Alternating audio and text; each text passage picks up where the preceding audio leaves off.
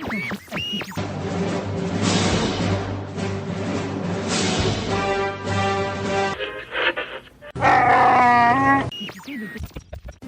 the more foolish, the fool or the fool who follows it? Why, you stuck-up, half-witted, scruffy-looking nerf herder!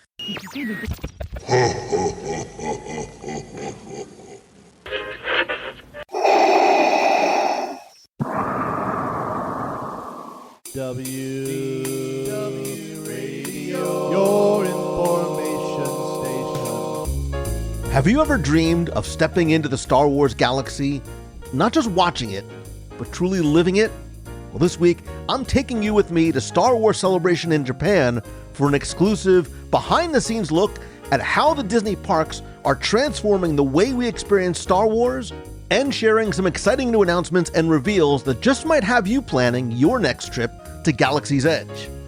Hello, my friend, and welcome to WDW Radio, your home and guide to Disney parks and experiences around the world. I am Lou Mangello, and this is show number 826, and for more than 20 years, we've been sharing our love of Disney together through the podcast, my live video every Wednesday at 7:30 p.m. Eastern on Facebook and YouTube, blogs, group events, and much more. And whether you've been here since the beginning or this is your first time tuning in, thank you and welcome, because you are part of this incredible Disney family and community, and everything you need is over at www.radio.com. And this week, I'm going to sit down with Asa Kalama from Walt Disney Imagineering and Michael Cerna from Disney Live Entertainment in an exclusive interview to talk about the evolution of Galaxy's Edge, the debut of the new BDX droids, how guests are shaping the future of Batuu, and what incredible new adventures are on the horizon.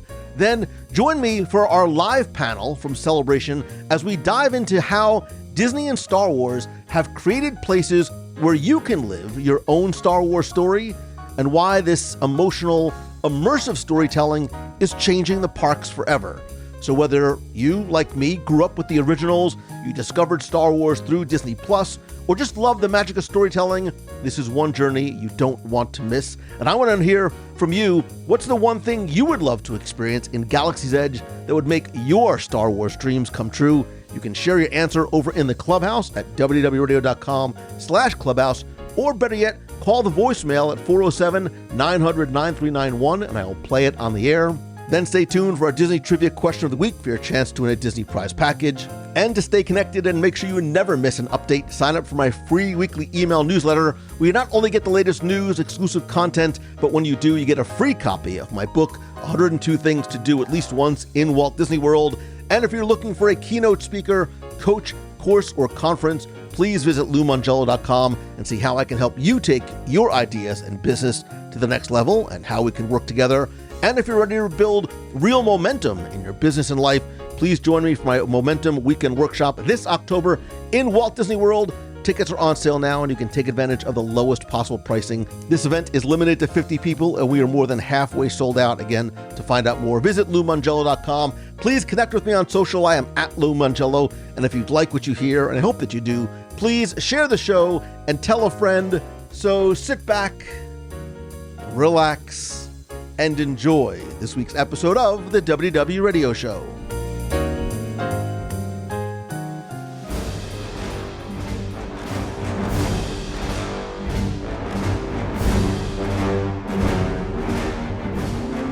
In addition to the opportunity to host a panel about living your Star Wars story in the Disney parks at Star Wars Celebration in Japan in Tokyo last week, I had the incredible opportunity to be joined by two creatives who are helping to bring the galaxy far, far away to life in ways we've only dreamed about until now. I was afforded the exclusive opportunity and privilege to sit down with Asa Kalama, the Executive Creative Director at Walt Disney Imagineering, where he helps build living, breathing experiences into Star Wars Galaxy's Edge, from autonomous droids to real-time storytelling to missions aboard the Millennium Falcon Smuggler's Run, and Michael Cerna from Disney Live Entertainment, as we talk about what happens when technology, storytelling, and the Force all collide, and how you can create unforgettable moments, not just on screen, but in real life. Welcome to Star Wars Celebration in Tokyo 2025. I am incredibly excited to be joined by two talented, creative individuals who help bring a galaxy far, far away, very close to home in the Disney parks. He is Asa Kalama, Executive Creative Director at Walt Disney Imagineering. So I wear a couple of different hats, but the one that brings me here today is I oversee the global Lucasfilm portfolio of Walt Disney Imagineering. Now I'm curious about what your other hats are that you wear, what your business card looks like, and how many different titles you have on it. There are some commas and some ampersands. And Creative Director Michael Cerna. Michael, thank you very much for joining us today. Thank you. Yeah, happy to be here. So I am the Executive Creative Director for Live Entertainment, overseeing Star Wars portfolio from a live entertainment standpoint, so any kind of experiences that involve humans or shows, those kinds of things. And I work on other projects all around the world for Imagineering. And I'm going to take a huge leap here and say that you are both incredibly large Star Wars fans as well. Never seen the movies. I'm excited to see some. Yeah, I'm hoping I'll see some. I think they're going to be a big thing. they've been around for a little while. So I obviously, I'm a little older than most of my team here. I've seen all the films in the theater. I'm happy to have seen everything and been a fan since I was a child and grew up with toys, and just, being able to create new things in our parks is really like a childhood dream come true, to be honest. So you remember that moment probably like I do in 1977, sitting in that theater, and when that Star Destroyer came overhead, everything changed. Absolutely. Actually, I was in a drive-in theater in the back of a Plymouth looking at it in this giant outdoor screen with like the stars behind it. So I think it had an even crazier sort of feeling for me, seeing it that way. But absolutely, that moment will forever be ingrained in my head. And what is your origin story, your Star Wars origin story? Well, the first time I saw the films, I was over at my friend's house. He had the VHS box set of the original trilogy. And that was incredible. Actually, my first discovery of Star Wars actually came through toys. So I was at a garage sale and I came across later, it was a Y-Wing, but I just remember being sort of totally like awestruck by like the weird asymmetric design of it all. So it was really through that toys that I sort of came to understand what Star Wars is all about. Yeah. And I'm sure when we were all kids, our stories are probably very similar, that we took those toys home, we had the action figures, and we laid down on, at least for me, shag-ish carpeting and created our own Star Wars story. And now, thanks to Star Wars Galaxy's Edge, I hosted a panel yesterday about living our own Star Wars story in the Disney parks. And what Batuu and the Black Spire Outpost affords us the opportunity to do is not just watch Star Wars from a passive experience, but to allow us to be in it. And it's a place where everything is canon, right? Because we're creating a new story.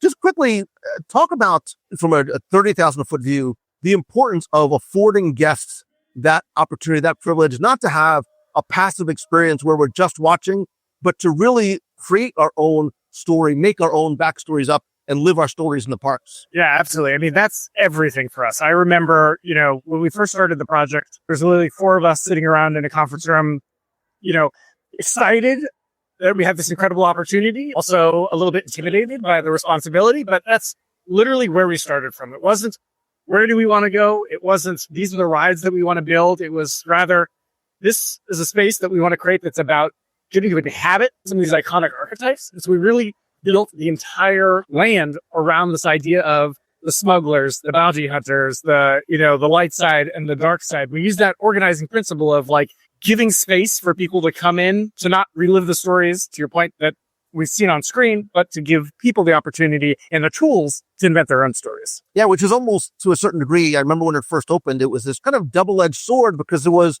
to certain people who grew up on the original trilogy, there was this newness to it, almost a lack of familiarity. But what that does is it opens up the door to not be locked into, well, I don't understand the story because this was my Star Wars. This is why I grew up. My kids grew up with Clone Wars. I grew up with the original trilogy, and there are now, on the floor below us, generations of fans who have their own sort of place. But Batuu affords us the opportunity to not have to worry about who we're going to see or what we're going to do, but to sort of make our story on our own. Yeah, I think that's part of the excitement we have working in a theme park environment and expanding the stories and continuing to grow Galaxy's Edge, because it is like all of our parks and all of our experiences. The idea is we start someplace and then we evolve, right? And the stories change, the stories become richer, they change and become different types of stories. We change things out all the time. That's what Imagineering is here for.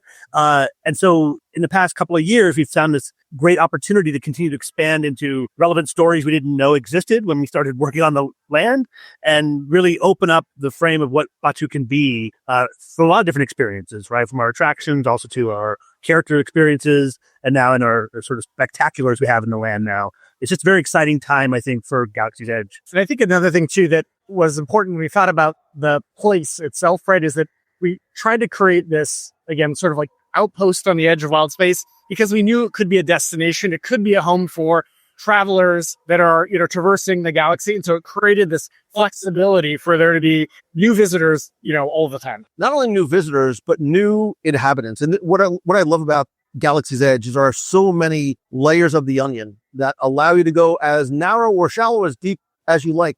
But some of the new travelers, some of the new inhabitants that have started to occupy Galaxy's Edge are the very lovable BDX droids, which has added one of those additional layers to it. And I know during South by, when you were demonstrating on stage these incredibly lifelike, you almost feel like they each have a different personality. We talked about some of these subtle imperfections that make the droids come to life. Can you talk about sort of balancing that tactical and technical precision with some of the emotional expression that we can see in these droids, which is remarkable, by the way? Yeah, absolutely. I mean, I think the thing we have the world's greatest engineering teams between Disney Research and Advanced Development.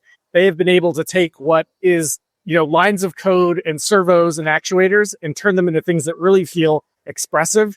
And I think the key differentiator between the work that we do at Imagineering versus, a maybe robotics manufacturer that's building them for something that's more utilitarian or functional is that we have to figure out not only how do you create a droid that can self-balance, that can walk, but how do you then layer on top of that all of the sort of personality, all of those little subtle idiosyncrasies that make a thing start to feel alive. And so what we did, which again, I don't think anybody else has ever done before, the way that these droids actually work is we create a what we call a training policy using reinforcement learning, meaning we create a million different droids. We have them all practice learning how to walk, and through trial and error, they very ever so slowly learn how to keep themselves upright.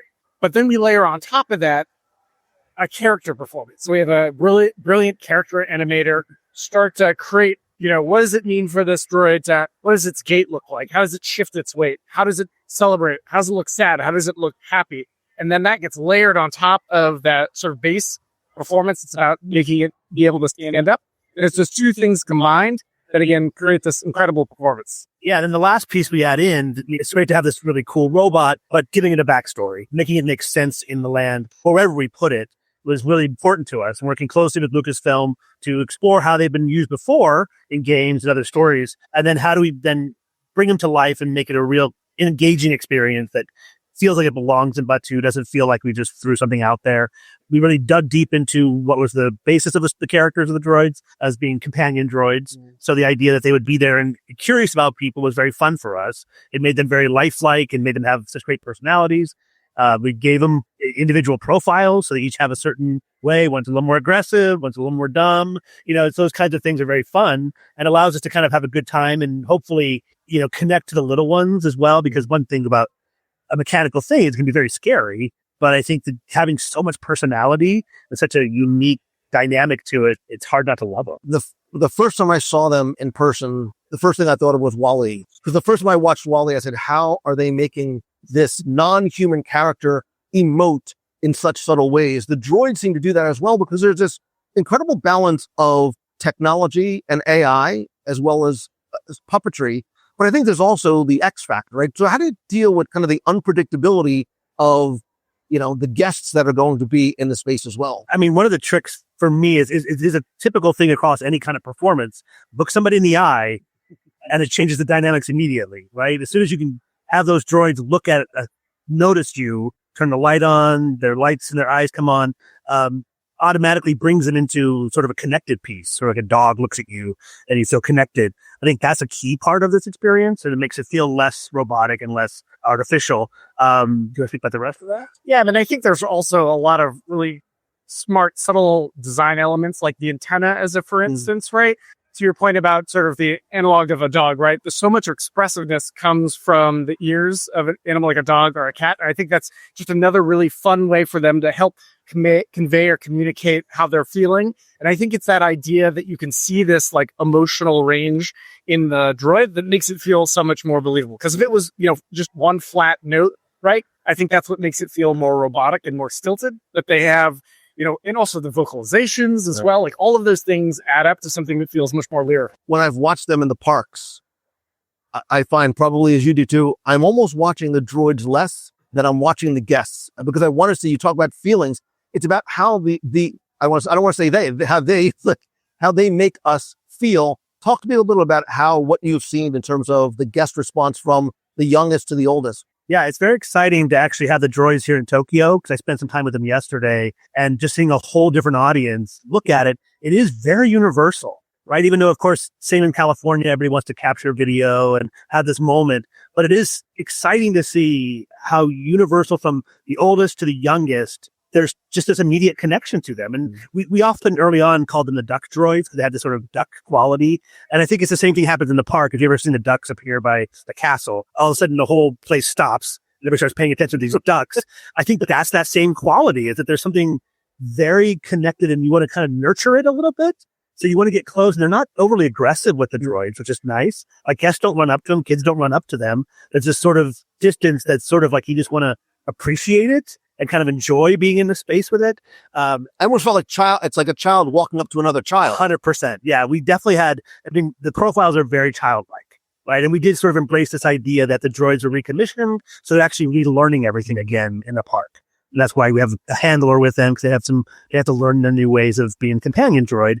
But that's that nice way, allows us to be curious, to be impetuous, to make mistakes, all those fun things that humans do that I think identifies these droids. And I assume, like humans, again, because there is sort of a technical AI and again, the human aspect of it, they are learning, right? They're learning and evolving. So I assume that the BDX droid we see on day one is going to evolve over time. Yeah. So, we're probably on our fourth version of the BDX droid right now. And with each generation, right, we take the learnings from the guest interactions, both from a performance perspective, but also from a technology perspective as well. That we're constantly hardening their mechanical design to make them more robust.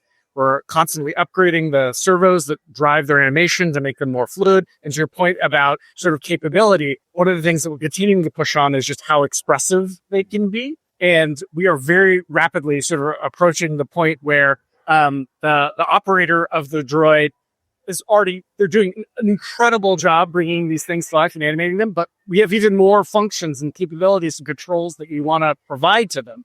And so we're looking now to see if there are opportunities for the droids to be a little bit smarter, so that maybe rather than having to puppeteer every single moment of an interaction, instead it's more about, hey, there's a little kid over there, go over there and have a cute moment, and really allowing more capability, more expressiveness, and even a more lifelike interaction. And the puppeteers are invisible. Like, they're wonderfully invisible because nobody is paying attention to the man behind the curtain, as it were, because like you said, each of these droids has their own personality, and there's this magnetic quality to each of them that everything else becomes invisible. And I love seeing that there's this collective experience that we as guests have with them. And there's also that individual, like, whether you're going to meet a princess, you get that sort of one-on-one time with the BDX droids as well. And I think the other thing that's, again, so incredible about the droids, right, is because they are so expressive and you're immediately drawn to them. I mean, the puppeteer honestly doesn't have to be that invisible. Sometimes they can be standing right next to you, and you could even know it's them. Yeah. But again, you're so enraptured by the sort of adorability of them, they become completely invisible. Yeah. So let's talk about Batuu as a whole. We're talking about, the guest interaction and the guest response. Obviously, you've been watching it very closely with the BDX droids, but for Batuu as a whole, and we'll talk about some of the continuing evolution that, we're learning about here at Star Wars Celebration. How has the guest response shaped or helped evolve what we see on Batuu, and maybe even its role in the larger Star Wars universe? Yeah, I think the guests are a huge part of the experience in Batuu for us, right? Obviously, we want to make sure everybody's living out their Star Wars dreams, but we we pay a lot of attention to what people say about it, what they're looking for, what they're hoping for. And really over the past few years, a lot of the evolution has been really driven by fan interest and obviously affinity to different stories, right? It feels foolish to ignore how much people love The Mandalorian and Grogu and be able to meet that character and then allow us to bring another character that people love from those series or from Ahsoka. And that whole evolution was really done with care and thinking ahead as how is this going to affect us long term? How do we tell these stories holistically and not catch ourselves in a problem, right? So a lot of care goes into, you will never encounter, for example, Luke Skywalker, who just joined us. You won't encounter him in Kylo Ren, right? He won't encounter Rey, so those stories are not intersecting. So we're very much taking care to stick to regions that we're setting boundaries for, so that we're being true to the way we've laid out Batuu from the beginning, but still have that flexibility to offer really amazing stories and characters that you really want to see instead of trying to, ignore them and act like they're not part of our world. It's kind of exciting for me to keep finding those creative ways to tell those stories in the land, and then find ways to tie in some of those original trilogy fans like you and myself, with experiences like Shadows of Memory, Skywalker Saga, things like that allow us to now dip our toe into some of these other mythological stories that affect Batuu. Right, because you have to balance, canon and storytelling in Batuu with guests, what guests are looking for when they come in and say, I want to see a character from the most recent Disney Plus show, whether it's a Mandalorian Grogu or wanting to see characters that we grew up with, right? We want to see a Luke Skywalker. How do you sort of strike that balance and allow yourself, because originally it wasn't like that. Batuu sort of existed in a certain place and time. And I very much, it shows that you do listen. You were willing to sort of stretch what those original parameters were to allow these characters that are so beloved and part of our childhood and or adulthood to come into the parks. Yeah, I think I'll start and you can kind of continue on. When the land was created, it really was created to evolve, right? It was starting as a starting place for the stories and a world where all these stories could continue to evolve and take place. And as Asa mentioned, we're at the outer rim here and people can travel from all over the galaxy here. But I think that the idea that, we take close attention with Lucasfilm to really work through what's the right story to tell. I think that is what I think the fans can really hold true to their hearts, is that we're going to continue to evolve the land, but we're going to continue to look at what makes the most sense for our story stand for. Yeah, and as we do that, again, we sweat every last possible detail, right? So, because you have to, because they're right. They'll let you know if you don't.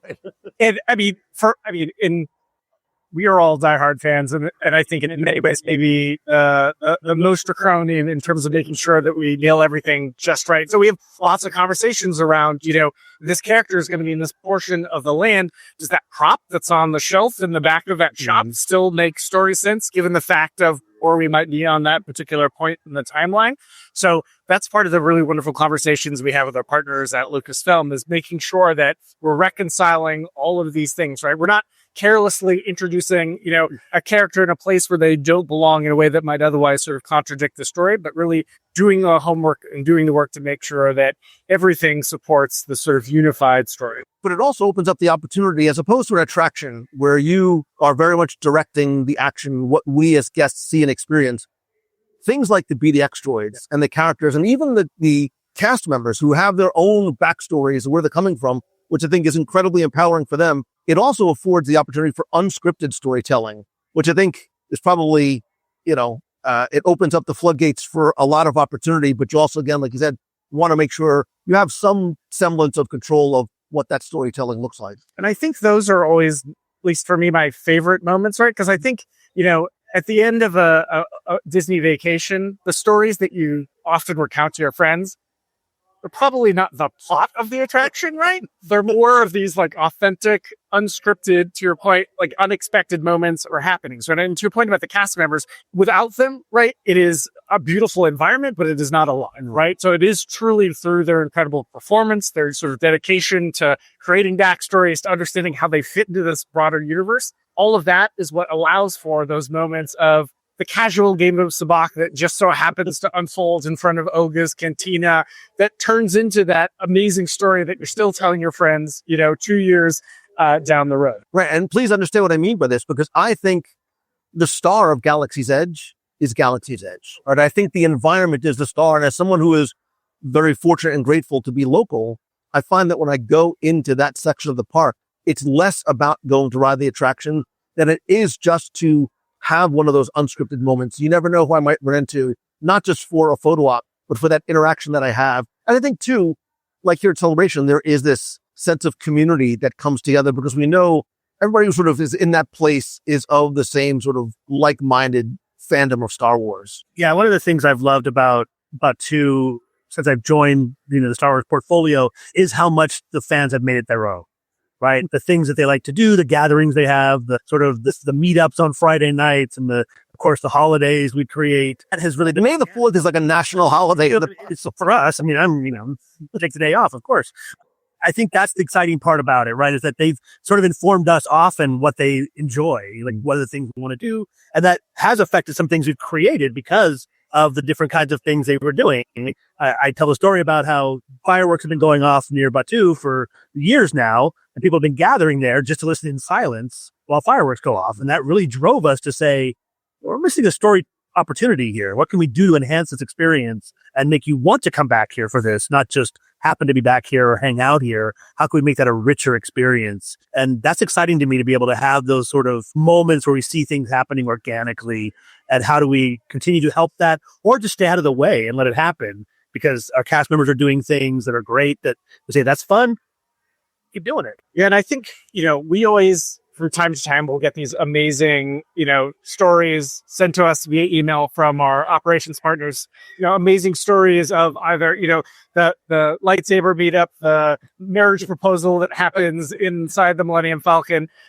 One that was recently sent my way that I thought was just so lovely is, as part of Millennium Falcon Smuggler's Run, at the end, we were given sort of a ranking, and the highest ranking possible is Employee of the Month. And it's incredibly difficult to achieve. In fact, I don't know that we actually thought that anybody ever would.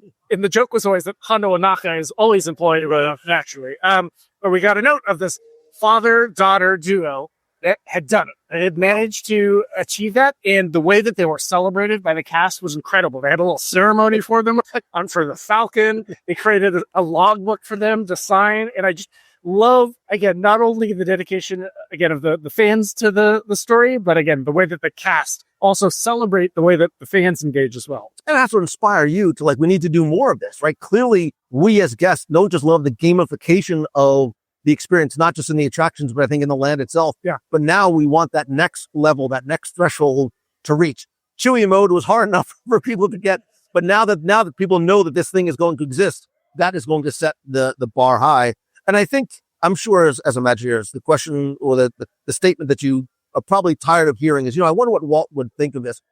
But as I was thinking about this evolution of Galaxy's Edge, I think it very much is in alignment with what Walt was doing. The day that Disneyland was completed, he was already finding ways to improve it. And I have the feeling that same evolution has been going on behind the scenes since the day that Galaxy's Edge opened. Let's talk about Smuggler's Run, specifically the new announcement. Not just having the Mandalorian and Grogu, but now we're going to visit a new destination in Coruscant. What makes these characters, this new mission, technically and sort of narratively different than what was in the original attraction? Yeah, so first of all, we're super excited to be able to work with Dave Filoni and Jon Favreau on this. Again, as Star Wars fans, right? We've watched the show, we love the show, and we're like, there's got to be some way to bring this to life inside of Galaxy's Edge. And so it was a no-brainer for us when they announced that a film was coming out, that this seemed like an awesome opportunity for us to bring it into the park. But really for us, what we wanted to do with this update and mission was double down on the idea of creating more variability every time you ride, so that it's not just about going to a singular destination, but in fact, there are 3 different destinations that you may end up at. But even inside of each of those, creating alternative paths for people to navigate through, creating big moments of environmental sort of set piece destruction and action, so that it's not just about how many credits you come back with, but it truly feels like every time you ride, the story that I tell is different than the story that Michael tells, because we truly went on a completely different adventure. Right. The rewritability factor of this attraction has just grown exponentially. Plus, again, you sort of mentioned the trying to get a higher score. there's another layer that has also been added for the engineer, now being able to not just, again, have that passive experience, but interact with one of the characters on screen. Can you talk a little bit about that? Yeah, I mean, we are, always enamored of everything little baby Grogu does. And so as soon as we started to develop this mission, we started to talk about, well, what are other ways that we can sort of maximize the amount of time that our crew members can engage with them? And so we love this idea that throughout your adventure, there may be times when the Mandalorian has to depart the Razor Crest, and knowing how Grogu can sometimes, when unaided, get into some mischief. We love the idea that maybe he starts playing with the control panel on the Razor Crest and actually calls in. So throughout the adventure, there are going to be these moments and opportunities for our engineers to have these little mini transmission moments with Greg. I see you're a fan because I see the way you smile as you talked about that, because I think that's not just something you're excited to see fans do, but as somebody who helped create it and experience it, when you had that experience yourself, again, it just adds another dimension and a reason to revisit the attraction over and over again, much like Star Tours. Yeah, absolutely. I mean, I think we are very much about trying to figure out what are the ways in which we can deliver an experience that, not only we would love, the fans would love, our families would love. We're constantly always trying to evaluate everything we do through the lens of a bunch of different audiences. And again, I think what makes Mando and Grogu such a great fit is there's just like such broad, unbelievable, universal appeal. It works for the younger audiences that we were talking about earlier that the BDX speaks to. It is just as adorable and delightful for adults. And so much of the themes of that show and the film are about sort of the familial bond between a father and a son. And again, that's a sort of universal theme that many of the parents who come to the park also bring with them as well. There is also the not to get overly nerdy, there's a bit of the technical aspect behind the scenes, right? And the use of the Unreal Engine, which is used on Mandalorian and Grogu for this real-time rendering. Talk about it from a technical perspective. How does the experience change or upgrade for the guests as well? Yeah, absolutely. So for this latest mission, the fans in the background are going wild, but they're very excited. Unreal Engine gets everyone excited. So for this latest mission, we're upgrading to the latest version of Unreal. And so with that is going to come a huge lift in fidelity. So it's going to look even more fantastic. And we're partnering with ILM, which talk about pinch me opportunity, right? Like every meeting you have with them is here's more of the most amazing, beautiful artwork you've ever seen in your entire life, right? And so it's going to look utterly fantastic. But your point about it being the same tool that they use on the show, what that allows us to do is start to share a library of assets. So ships, environments, characters, things that ILM is creating for either film or TV, those are now elements that we can bring directly into our experience as well. Yeah, I mean, the word, synergy between what we see on screen and what we experience in the parks. I mean, that line is starting to get more and more blurred as one is almost informing the other to a certain degree. Yeah, absolutely. And again, I think that's one of the unique things that is afforded to us with this relationship inside of the Walt Disney Company with Lucasfilm, right? Like the fact that BDX, for instance, started off as a character that you got to meet in the park, then turned it into a character that we get to see on the big screen, that we now get to celebrate back in the park. Like that's such a unique storytelling opportunity. And they're doing it in 2 and 3 dimensions, right? You're able to do it from a technological perspective in upgrading what we see on a screen, but also bringing in the BDX droids. And then you're also being able to bring in characters as well. And again, it goes back to this deciding who and what to bring in, because you also have this delicate balance of, bringing things in for the casual fans and those who attend the deep lore fans that are looking for the most obscure characters from this, 7th book in a series. How do you sort of go and try and strike that balance and almost always leave us wanting more? Well, I think it is important to listen and pay attention to what could be relevant in the future, but also we like to do a lot of celebrating. So right now in California, we're doing these Disney After Dark events. I'm sure you're familiar with those. That's where you get to see those really crazy characters you've never seen before. But even the Season of the Force is a chance for us to celebrate the fans leading up to May the 4th. You're going to see those in a lot of places. In Paris, we're doing a similar event coming up that's celebrating the fans. And I think that's how we continue to find ways to continue those fan admirations long term. Meanwhile, in our immersive lands, still dig deep into story for those diehard fans who really want to get deep into it. And those casual fans just want to have a good time and ride an amazing attraction. That has to be that perfect balance for everybody. It's a wonderful challenge, but I think we keep ourselves grounded by really engaging each other as creatives, engaging Lucasfilm, and then paying attention to what the parks are feeling their needs are and what they want their guests and the guests are telling them. Yeah, because there is an accessibility to it. You don't have to come in where there's no sort of guest resistance. Like, well, I'm not a big Star Wars fan. I don't know the lore. I'm not going to be able to follow along the attraction. Anybody can experience it no matter what your level of fandom is, even if this is your first time stepping into the Star Wars universe. Yeah, I mean, I think that's very exciting. If this is your first time to walk into a Star Wars experience. I mean, Galaxy's Edge is an amazingly themed location that takes you to another world completely. So if you don't know what that is, it's like walking to Fantasyland. It's this amazing kind of beautiful place, and you can really dig into these stories. And I do think the franchise appeals to such a broad audience because it has many unique characters that everybody can see themselves in, right? If you like, my wife was not the biggest fan until Mandalorian. And I said, I think you're going to like this one. She's not alone. I think you're going to love this Yoda character. And she was blown away. And suddenly she's like, I like Star Wars.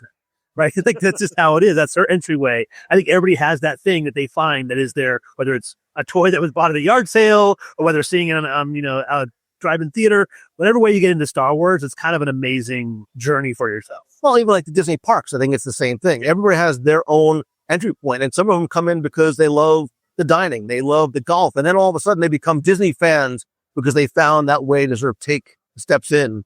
But if storytelling was the Force, how do you balance the light side, which is this tradition, the nostalgia, the fan service, with innovation and risk and surprise when creating these experiences? Because it has to be difficult for you, or at least a challenge, trying to sort of serve such a wide spectrum of fandom. Take that one, I got it. I think metaphor works, but I think it's an exciting opportunity. I think where we are headed forward as a company, the amount of technology access and sort of growth we are having right now is just going to continue to find unique ways to reach our audiences and find a way to create that balance of amazing storytelling and just things that blow your mind. And, I think on the regular in our offices alone, we get to see some things in process that are just mind blowing. We have such amazingly smart, creative people thinking on projects. And then we sometimes need a story to go with it to find that home. BDX is a prime example of that, right? We were working on biped, animatronic robots, and then that sort of afforded that opportunity of what if this is the way to get them out to our guests.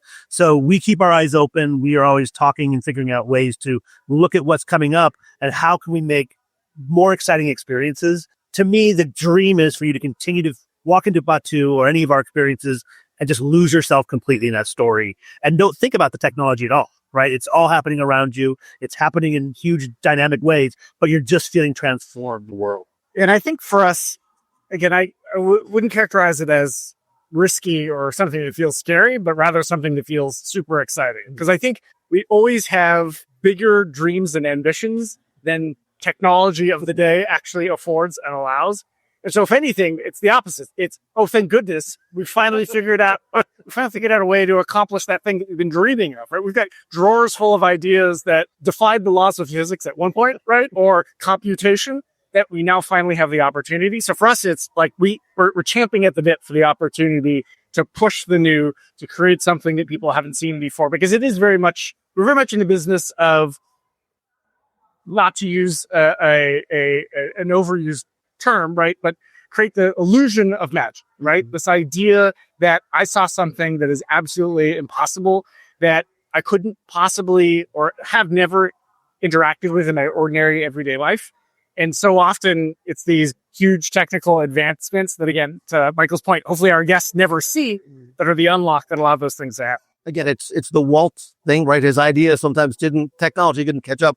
But I think, again, sort of from an overarching view, what you're really doing with Galaxy's Edge is it's nostalgia in the making, right? For these, not just kids at heart, but young kids. My kids have grown up in not just the Disney parks, but my son grew up in Galaxy's Edge. One of the most remarkable experiences we ever had was building a lightsaber together in Savi's workshop. I may or may not have been a weeping mess, but it's about, right, that's what it is. It's about how this place makes us feel. How do you want people to feel? How do you want kids to feel? How do you want parents to feel, or kids at heart to feel when they enter and then leave and then take away these memories of Galaxy's Edge? I think for me, creative, powerful, and capable. I mean, I think the goal with the land was to give people a place where they felt safe to, imagine the same way that they would a cardboard box as a spaceship, that they are completely transported to a galaxy far, far away. We just have higher production value than maybe what you can build in your backyard. And so everything that we've done, and hopefully what we'll continue to do, is about trying to create that sense of permission and that sense of safety and the tools necessary to live out that fantasy. All of that, yes. Also, I would say awe-inspired, I guess, because I want you to play. I want you to have a good time in that, in Batu. But one of my favorite things to do when I'm just roaming around and watching is seeing like a kid with their parent point and go, "There's that," and they just run towards it, right? There's a droid. There's a this. There's a that, and that abandon of just seeing something that draws your attention. Sometimes they don't even know what it is, right? They know it's a droid or it's a robot or something, or it's a guy or a big spaceship, but that excitement is really something you can't get many places. And that ability to see that and see that their faces just light up.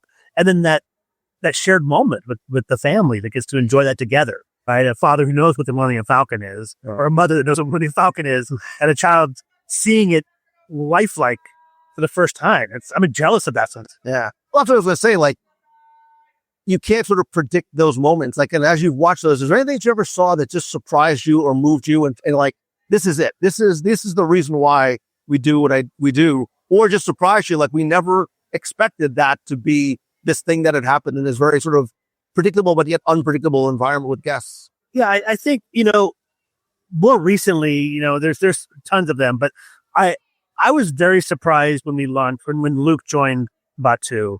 I knew there'd be excitement. But I think what I found most surprising was people just wanted to walk and talk with him. And it was just these people, adults, little kids, just talking about the Force and the Jedi Order with Luke, just walking around Batu. And he had these strolls, like just little, like casual mentor strolls with these children and adults. And I was very moved by seeing people just kind of, just like having a conversation with a character that way. And Luke is incredibly important to a lot of us, but it was just very exciting to see that organic connection. It wasn't about wanting something from him, except just to spend some time with him. Because there's that suspension of disbelief, and you are talking to Luke Skywalker. Well, it is Luke Skywalker. Well, obviously. Yeah, it is. It is that moment, that shared moment of feeling like you're in a safe space and you can just spend as much time as you want to and not have to rush off to do something or get something like an autograph out of a person. It's just spending time. That's a very different thing. I think that this IP that the Star Wars brings to the fans is so personal. It's so part of your core in a way that you just want to live in it like every day in some cases. Yeah, I think, and just to sort of wrap up, Lee, I could ask you, we can get super nerdy and I can ask you tons of questions, but I'll be respectful of your time. What do you want people to take away, right? What do you want people to take away? What do you want them to see? Make sure they either don't miss or take away. What do you want their experience to be when they leave? And then when they hopefully bring others back for the first time? Well, for me right now, I think what is super exciting is I want the casual and the diehards to check out our Shadows of Memory, a Skywalker Saga experience. I think it's something very unique we've never done before in any land, especially an immersive land where you really do some deep storytelling through projections that just kind of changes how we do it. It's a very unique experience. It was made with love and a truly heartfelt experience to be created. It has amazing music and some astounding visuals. And I think as a cap of an evening to leave Galaxy's Edge with that as your last beat, I think it's pretty exciting. And I hope it will take you home to have these visions of it in your head, your own little shadow memory plays going on in your head. for years and days afterwards. And the one piece of advice that I always give to folks visiting Galaxy's Edge for the first time is, yes, enjoy the amazing attractions, have the incredibly unique food, see the amazing merchandise, but really take the time to engage with the cast. They truly are the thing that make the 2 and Black Spire Outpost a real living town on the edge of wild space. And the amount of time, love, and energy that they've all put into and committed to thinking about who they are this galaxy. What community are they a part of? What is their backstory? And the way to access that is just to reach out, to talk to somebody, to stop and ask that cast member who is standing by the entrance to Oga a little bit about who they are. And it's going to open up this entirely hidden world of depth and storytelling that I think will be truly memorable. Well, on behalf of me and my family and all the families of people down here, thank you for helping to create a place that little 9-year-old Lou Mangello sitting on, the floor with his, box of toys from Toys R Us, who was creating my own stories then, I'm able to share that with my son and my family, and hopefully they're able to share it with their kids as well, and for giving us a place to live our own Star Wars story. I'm excited, not just to go now, but for what the future holds. So thank you both very much. And next, I was very fortunate and grateful to have been invited to host a panel on the Star Wars Celebration fan stage entitled Living Your Star Wars Story, Star Wars in Disney's Parks, where we would explore how the parks have brought Star Wars to life in immersive and unforgettable ways, allowing us as fans to step directly into our own Star Wars narrative. Needless to say, I was ecstatic when I found that this was going to happen.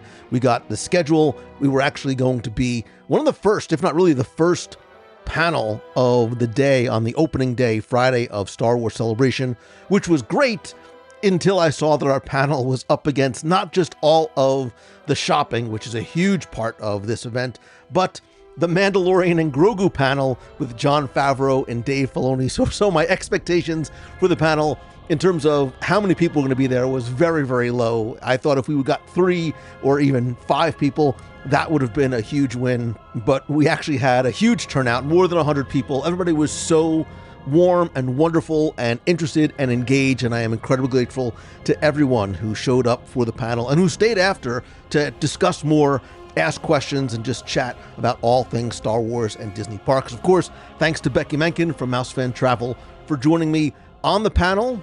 And if you couldn't get out to Star Wars Celebration, or you chose to go to the Hot Toys booth or the Dave Filoni and Jon Favreau Mandalorian and Grogu presentation instead, I wanted to share our panel discussion with you. So I give you Living Your Star Wars Story in the Disney Parks panel presentation from Star Wars Celebration 2025. Please forgive the audio. It was a huge, huge open space. I cleaned it up best that I could.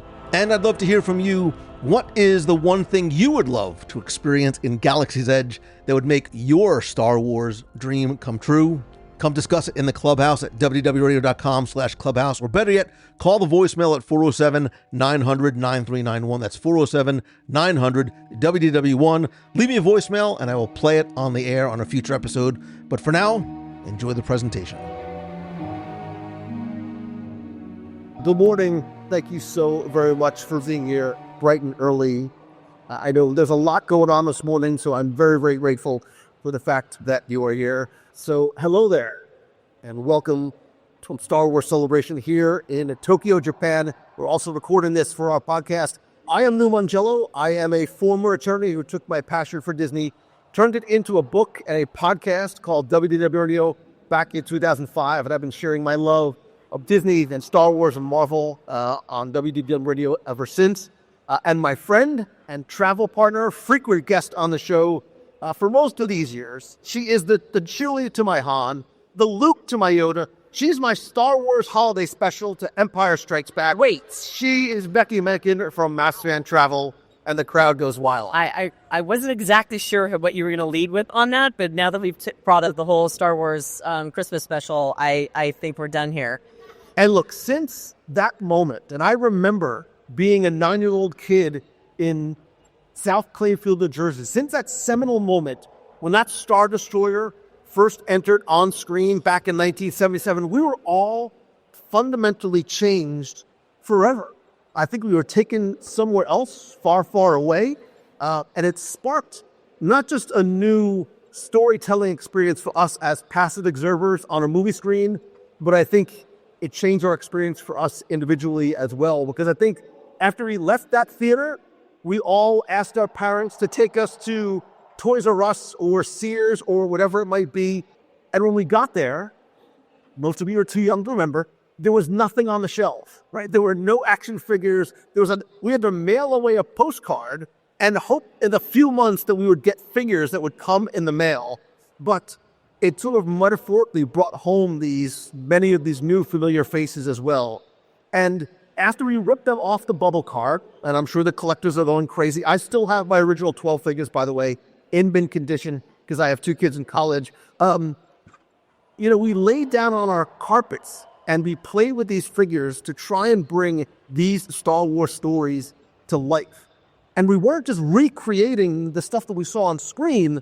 We were coming up with our own adventures. And I think, I was not the only kid that took the Christmas tube wrapping and made my own lightsaber and beat my brother with it because we wanted to immerse ourselves in that stories. And now with the Disney parks around the world, with the help of the Imagineering team and Lucasfilm have offered us this remarkable, I think at the time, unthinkable opportunity to step foot into these worlds that we only dreamed of. And today we're going to look at living your Star Wars stories in the Disney parks, in the past, in the present, and what may or may not be coming in the future. And I want to hear from you. We're going to make this as interactive. This is more of a conversation than it is a presentation. So we have a mic. We can come down and take Q&A. Becky is incredibly worried because I told her I was going to give her a lightning round of Star Wars trivia questions. But I won't. I'll start off. I'll give you guys one. Who's a Walt Disney World fan? Who's a Disney fan? Nice. Disneyland fan? Yes. Now that makes me very happy. Who has visited all the Disney parks around the world? Nice. Who wants to visit all the Disney parks around the world? Don't tell the folks at Disney. Who thinks Tokyo Disney Sea is the most incredible Disney park around the world? I might never go home, by the way. I might just decide to live here. Most people don't realize this, but character interactions in the Disney parks started in 1977, and you could actually meet Darth Vader in Walt Disney World. Does anybody know for a prize where you could meet Darth Vader in Walt Disney World in 1977? Your hand was like halfway up. I know, she was like she's thinking about it. So I didn't expect anybody to get to it. So you can actually meet him in Lake Buena Vista Village, which is now what Disney Spring is. There was a Darth Vader and Luke Skywalker meet and greets, which was, nobody knew who Darth Vader was at the time. By the way, I have prizes. I've got keychains. I've got stickers. I actually have, who's ever been on the Galactic Star Cruiser in Walt Disney World? Who misses the Galactic Star Cruiser at Walt Disney World? Who wants to win a Galactic Star Cruiser pin? Who's ever been to Skywalker Ranch? I have Skywalker Ranch giveaways as well. Oh, now nobody's leaving because now they just want the giveaways. We'll have to tell them how we got those. So let's talk a little bit about, let's go back in time. Insert dream sequence here. And the relationship between Disney and Star Wars, specifically George Lucas. Lucas always had this desire to collaborate with Disney early on, which is, who's ever seen Captain EO in Walt Disney World? Captain EO was that first collaboration between Lucas and Disney and Michael Jackson, which is just wild to put those three together to begin with. But it really sort of marked this precursor to the deeper collaboration, which was Star Tours that opened in 1987, the first permanent major attraction in a Disney park. And I think, Becky, what made this attraction unique was not just that it was Star Wars, but there was this re-rideability factor to it because of the randomized sequences. You never knew what experience you were going to get when you rode. So there was this, what sequence am I going to get? What ending am I going to get? Who is going to be, who's going to be the spot? I've never been that guy. I've never been chosen as the guy. But all of a sudden, I think it created a new type of experience for Disney Parks fans. And I think more importantly, it brought Star Wars fans into Disney Parks, a place that they might not have been before. Right. And what was really cool about that is that you rode it once, that you immediately had to get off and write it again because you wanted the other sequence. You wanted to see the other scenes. And it really drew you in to, like you said, the rewrite factor, to go again and again and again, which some of us did. No, you wrote it once, you exited into a gift shop, which is all good Disney Parks attractions do, and then you wrote it again. But Yes. really, this really started to spark the beginning of Star Wars as an ongoing and really permanent park presence. Let's fast forward 10 years to 1997, and the very first Star Wars weekend. Anybody attend a Star Wars weekend in Walt Disney World? You guys are all way too young to remember Star Wars weekends. Star Wars Weekends was this incredible weekend-long event that started in 1997 and it came back from 2000 to 2015, where Disney MGM Studios was really sort of transformed into what we're doing here today. It was almost like a convention for Star Wars fans. Cosplay was encouraged. There was hyperspace hoopla dance parties that people lined up for hours for. There were character meet and greets. There was crossover characters. There was Leia Mini and Darth Goofy. So cool. Let's not even... It was like Spaceballs, the merchandise opportunities. Thank you for cutting it. The merchandising was crazy, and it really sort of made Star Wars not just more accessible, but I think more interesting and relatable, especially to a new generation of fans who had not seen a new Star Wars movie until 1999, who hadn't seen a new Star Wars movie in decades. Yeah, and some of that merchandise I still want to find. I'm on eBay looking for something that you have that I want. So for Christmas, if you want to give that away, that would be fantastic. I mentioned having 2 kids in college. I have a closet full of stuff that is like hermetically sealed. But the other thing too is it also brought into the parks celebrity guests. And it wasn't like you had to register online weeks before to get a ticket to get into queue.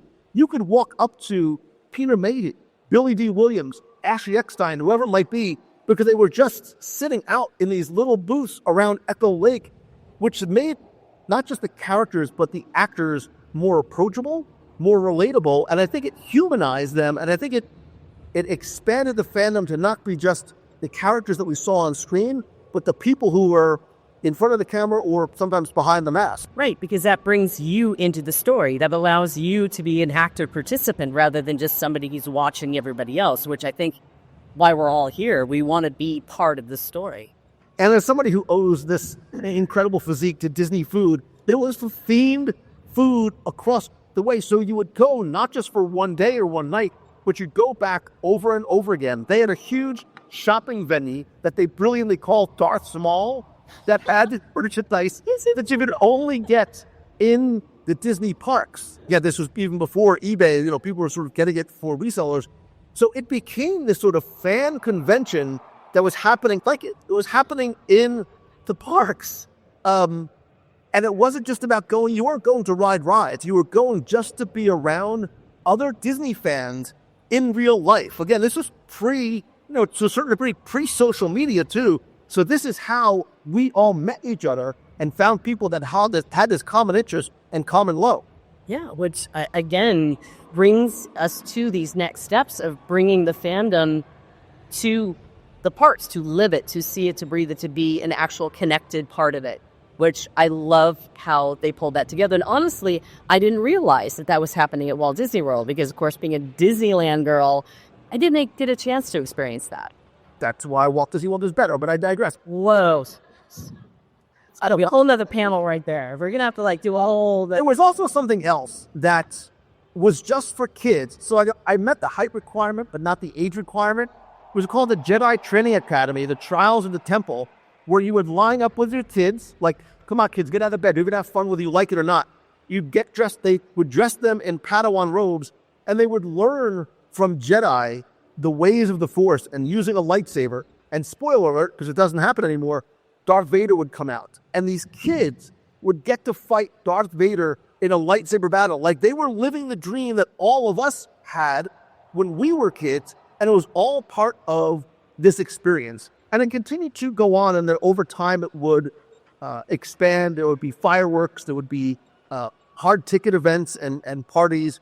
There was after-hour events. And then as time went on, too, we even got in the parks things like The Void, like an interactive... Anybody ever go to The Void? do the Star Wars experience at the Void.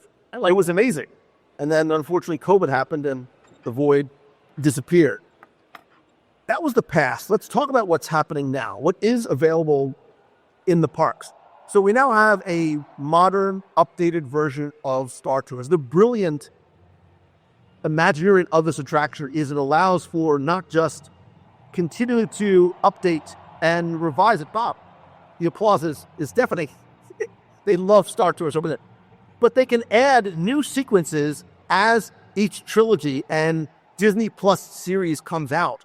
And again, it makes this ride a continuous attractor because you can't say, well, I've done it already. I've seen all the sequences, because now there's always something new, and then you never know when we might be getting the addition of new scenes in the Star Tours attraction. Maybe May 2026, actually, was I'm looking forward to, because again, I've seen all those scenes. I've been there, done that. I'm looking forward to seeing the new stuff. Yeah. To go back to ride that particular attraction. So it's an attraction that is constantly evolving and allows itself the opportunity for relatively simple future expansion. And as we see, look, there's a lot that's coming down the pike on the big and the small screen. It allows those stories to be told in the parks. But Galaxy's Edge changed everything. Yeah. Because no longer are you just watching Star Wars. You're not a passive observer in an attraction. You're in it. And I think they made some interesting choices with the opening of Batuu, both on the east and the west coast. By creating Batuu and the this outpost, it was sort of a double-edged sword, right? Because they create this clean slate for all fans. So no matter where your fandom lies, it doesn't matter, because Batuu opens the opportunity for almost unlimited storytelling. So whether you are a new fan, a young kid, you can sort of learn about these new characters. You can live that story. But if you are an original, like my Star Wars fandom pretty much sits firmly in the original trilogy, it's not like, well, this is, your kids aren't going to go, this is the old Star Wars that my grandfather loved. And, adults aren't going to go, well, this is the new stuff that I don't understand or I haven't seen yet. Right, it's timeless. So you have a stage that is set in a world. You can bring different stories from different eras. So you can have the Mandalorian come in, but yet you can also go back. But originally you couldn't. Right. So originally the idea was we are going to sort of live within the four corners of this world of Batuu that sits in a very specific time frame in between two movies. It's great because everything that happens in there, your entire experience is canon. It's part of the Star Wars timeline, but all of a sudden, some people would go in and go, wait a minute, where's Darth Vader? Where's Luke Skywalker? Where is the Mandalorian? Was the question Disney got repeatedly over and over again. So I think they had to sort of make a decision, and I'd be curious if anybody has any thoughts. They had to make a decision. Do we say, no, we're going to lock ourselves in this particular time frame, or do we sacrifice canon? Do we sacrifice a sense of disbelief and open it up and just allow characters from any timeline to appear here because their guest satisfies? Her head's going to fall off. She's just nodding her head. So, because I think that's what we want, right? It's again, we want to see the characters that we know and love, not just the new characters that are created for. And let the story evolve. Let it build, let it grow. When we find a character that we love or a story piece that we love, we want to see them. We want to meet them. We want to walk. I'm going to chase baby Yoda everywhere that little guy goes. So that was one of the most exciting things I ever saw, was Mando walking through with baby Yoda. But yeah, that gave me that opportunity to say, I want to go and see this character that I'm in love with. And they brought it to me.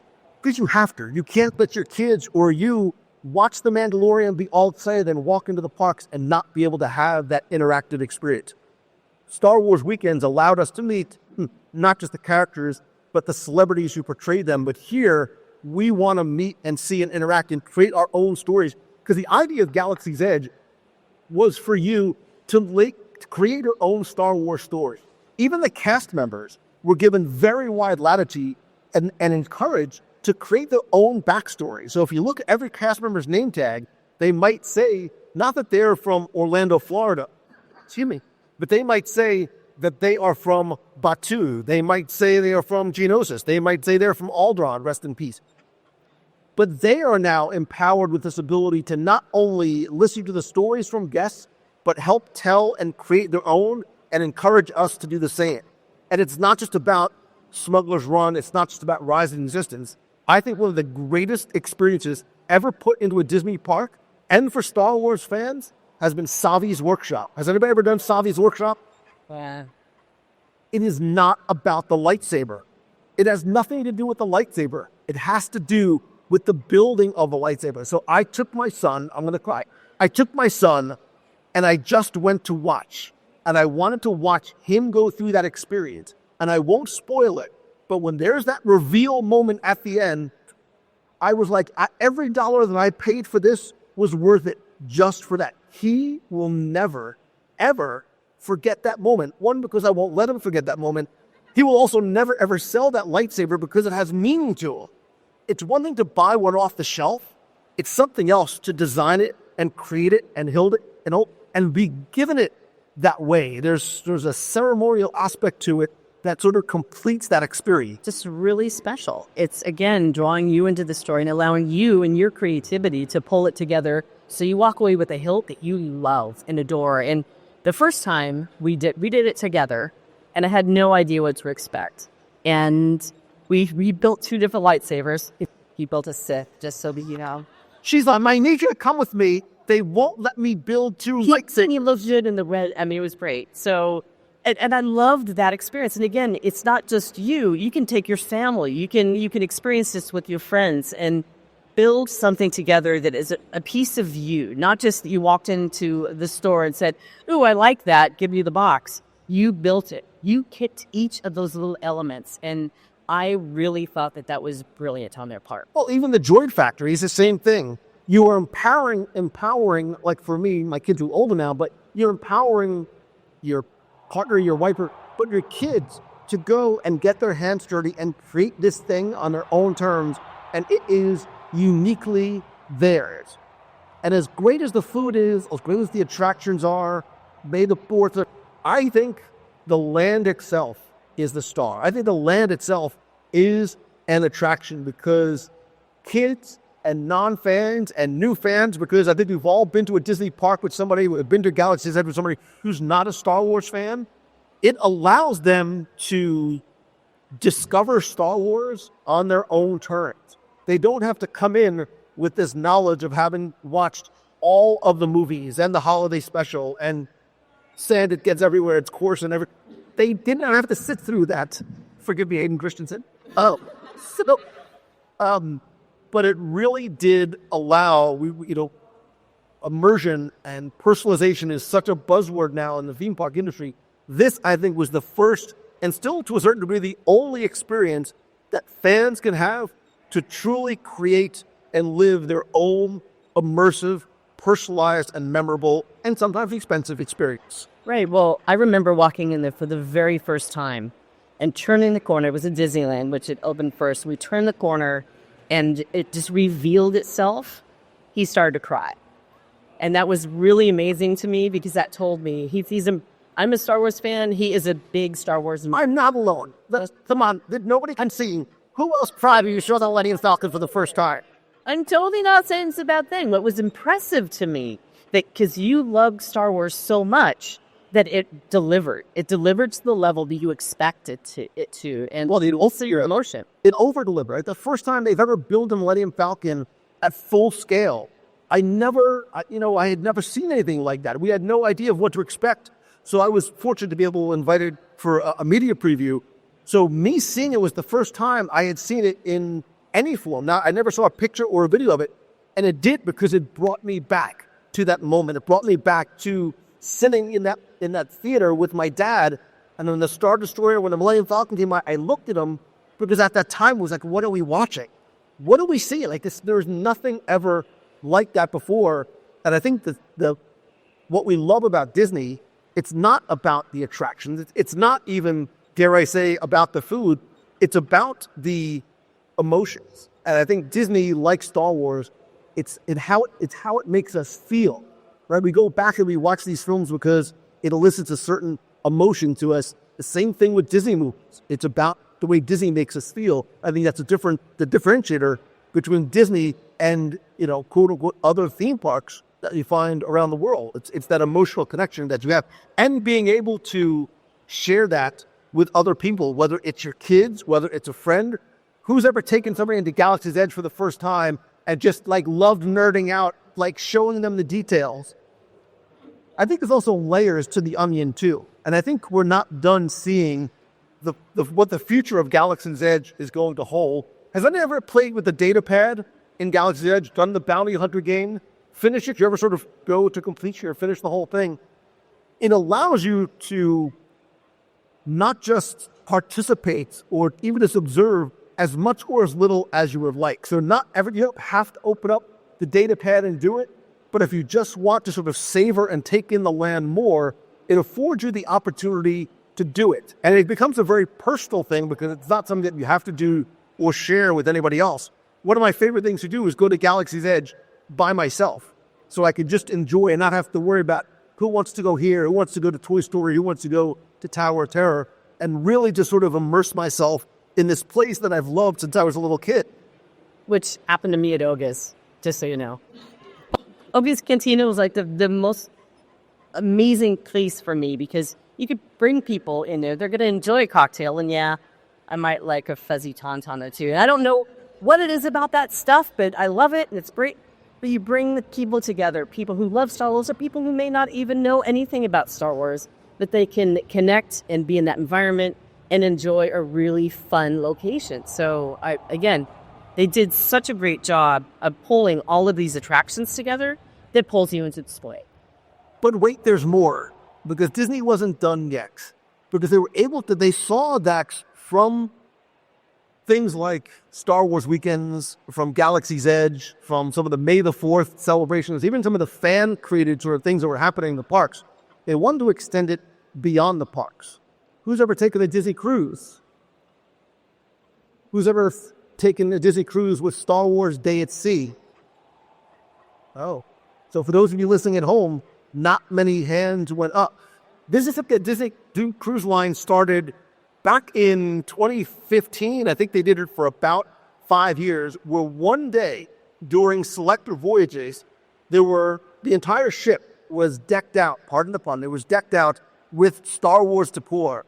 There were Star Wars characters, deck shows, fireworks, themed menus, and all of a sudden, again, Disney Cruise Line, like Walt Disney World, was bringing Star Wars fans onto an experience that they might not have done otherwise because they just wanted another sort of elevated additional experience that you could not get anywhere else. And you knew that it was special because when you woke up and got out of your cabin on that really special day, throughout the entire ship, it was nothing but Disney, Star Wars music.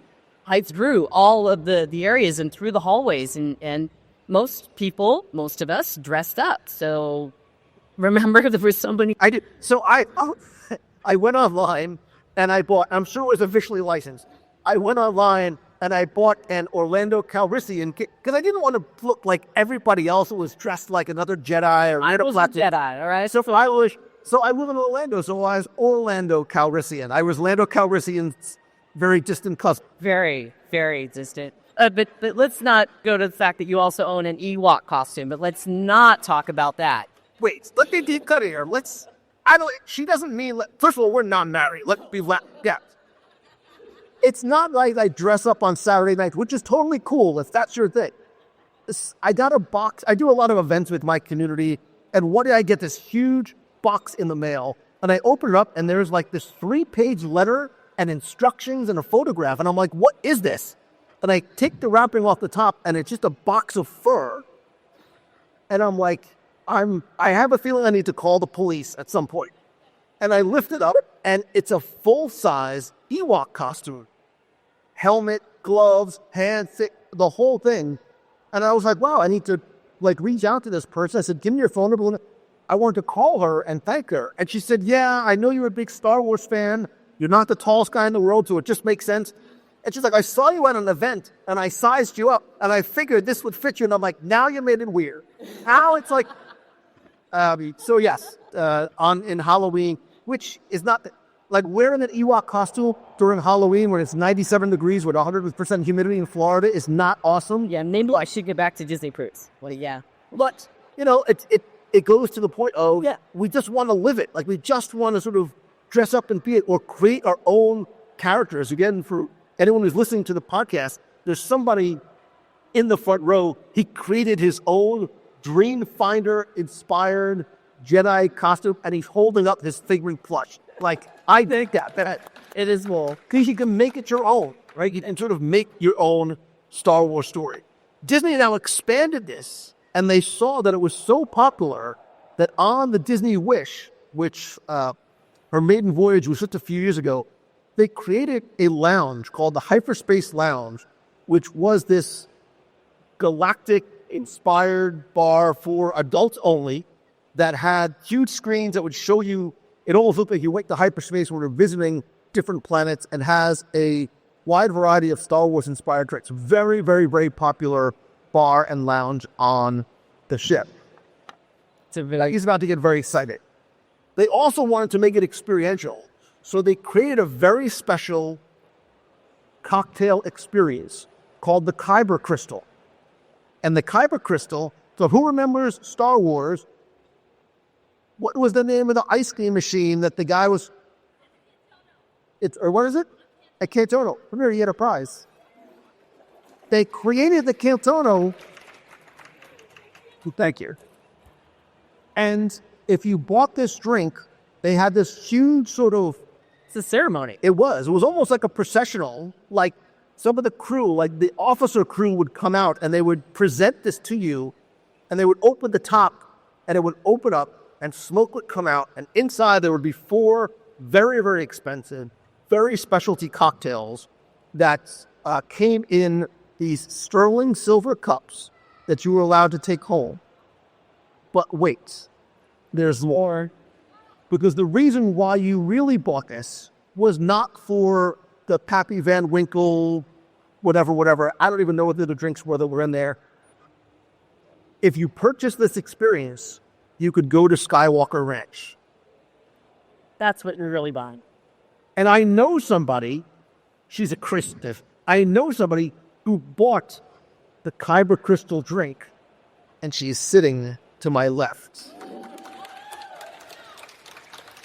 Well, I mean, if they're going to offer this thing, when they're going to say it was a $5,000 cocktail, ladies and gentlemen, but it did actually have some really good stuff. So it had the Bark Speeder, which was Camus cognac, if you've never heard of that. Grand Marnier, one of the most beautiful Grand Marniers you can get, the Pappy Van Winkle, and the an old tawny port. So they sell like an ounce of that for like $400. So you are getting a good cocktail. But and I did benefit from this. I went with her. Yeah. And she would take a sip. She's like, ew, I hate this. You drink it. Ew, I hate this. You drink it.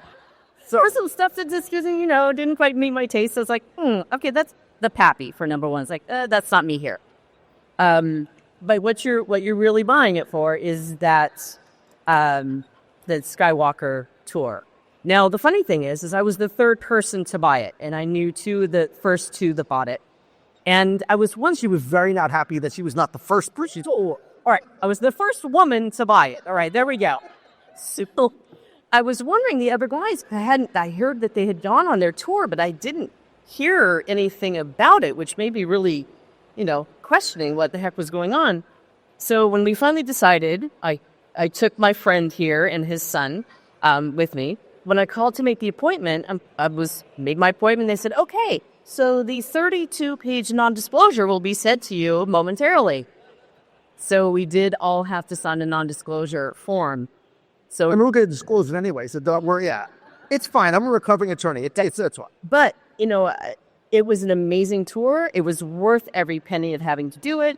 I'm really glad that we had that experience. But more so, they gave us another reason, another thing to buy, to experience, to live a Star Wars story again. And like you said, when they bring the Cantana out and they put it down, it's a processional. It's a whole process. And then when you're done with the cocktail, the officers come out and take a picture with you, and then you get to sign a book, and there was all kinds of things that went on with that experience. But it was brilliant that they put that together. And in all honesty, they thought that they would sell 5 in a year. They sold 7 in one cruise. like the first day. The first day. And then the next cruise, like the next day, they sold more. And then the next day, and then like, whoa, time out. Like, this liquor is very, very limited. Like, one of the liquors, there was only like 20 cases on the entire planet. And they're like, we don't necessarily add enough. But it shows that Star Wars fans are willing to pay for certain experiences, especially things that are exclusive. And when you hear Skywalker Ranch, it's when everybody's eyes start to light up. There's no other way to go there. You cannot just tour it. You can't sign up to go there. You have to, at one point, even Adventures by Disney allowed them to go, and that's never been done since. It was only done one time. So it's really special. And my understanding is they no longer offer the Kyber Crystal drink, I think because it was almost too popular. And, you know, you can't just have people parading through Skywalker Ranch. Now, mind you, Skywalker Ranch is obviously, you know, George isn't there anymore, so it's not like you're going and watching productions get made. But it's where the magic happened. And to be able to walk through those truly hallowed halls as a Star Wars fan, that's what we want, right? We want to continue to level up our experience and do things that we only dream about. You know, obviously, you go to Skywalker Ranch, you hope that you're going to see George or somebody walking through. We didn't, but it was fine because you could say that's one of the things that we did. And we did it. We got to see a lot of those. We got to go up into the main master bedroom, the suite that was up there that George stayed in. And throughout the entire place, there is a ton of art and many memorabilia that you sit there and you went, I would die for this. This would be great in my room. And it was an amazing experience. I think we spent at least 4 or 5 hours in the gift shop. Becky's there 4 out of 5 hours in the gift shop. We did spend some time in the gift shop. And of course, that's why you have that thing. That's some Skywalker Ranch stickers. Yeah, I think that was one of the best parts about it is that you did get to be let go into the gift shop for like an hour. And yeah, we might have bought all the things. But from there, Disney, I think, realized and saw over these years the desire for wanting to go farther, to go deeper, and to do something, I think, for a longer period of time. I'm very curious to have a conversation with you about, you know what I'm going to say next, don't you? She's like, absolutely. Say with the Star Wars Galactic Star Cruiser. My heart still breaks. There's a lot of people that are very, like, you say that, and I see the smiles go on your face. Show me again who participated, who took the Star Wars. Wow. So that's maybe almost a third, maybe close to a half of the number of people who are here. The Star Wars Galactic Star Cruiser, I think, was one of the most brilliant concepts Disney ever put together. However, it suffered from things, I think, to a certain degree that almost out of Disney's control to a certain degree, because it was not a hotel. It was a story that you lived in for 3 wonderful, exhausting days that created this deep fan connection that's unlike anything Disney's ever done before. It was a 2-night, 3-day, fully interactive adventure that was part LARP, right? Part role-playing, part theater, part gaming, part escape room, part dining that had huge, deep narrative engagement. You became the hero of your own Star Wars story. No day, no cruise, no crew, no guest list was ever the same. You could not repeat what happened there, and it was designed for that ultimate Star Wars fan immersion, but I think also made it accessible to newcomers. And more importantly, I think it had, I know for me, Becky, that it had this huge, high emotion, again, going back to emotional, this huge emotional payoff. So we did it twice. I did it, I went to a media preview of it, and then I took my family. And it was really interesting because my son was all into it, my wife was all into it, my daughter, who was sort of at that weird teenage age, was like, I don't know, I'll go for a couple of hours and then I'll leave. But that's not the way it happens. You go in and you're sort of locked in this hotel that has no windows and no doors. Sounds like the Haunted Mansion, but it's not. It has no windows and no doors, but you're sort of locked in other than an excursion to the Star Wars Galaxy's Edge, 10 minutes in, she was all in.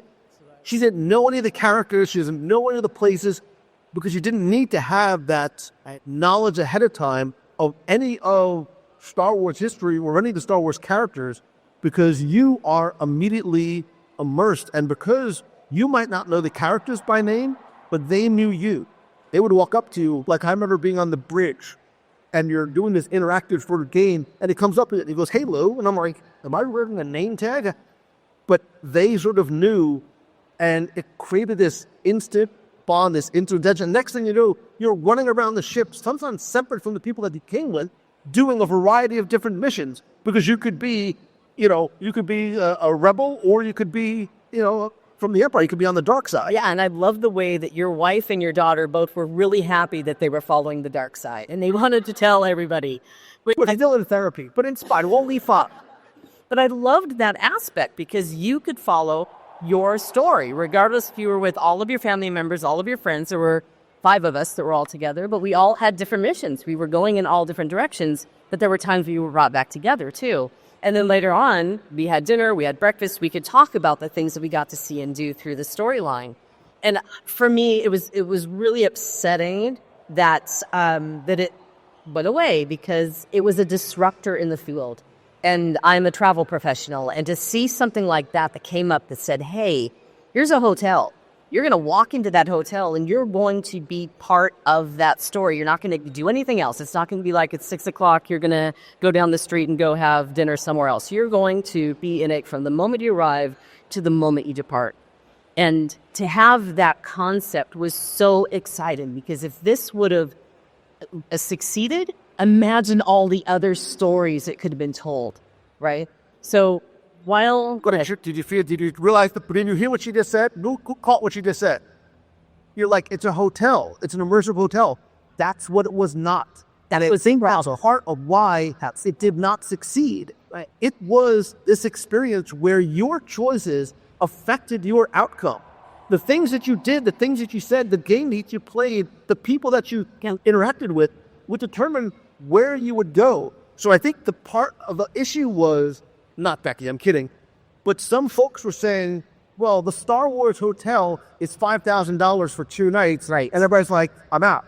I can't do it. Right. It is the opposite of what it was.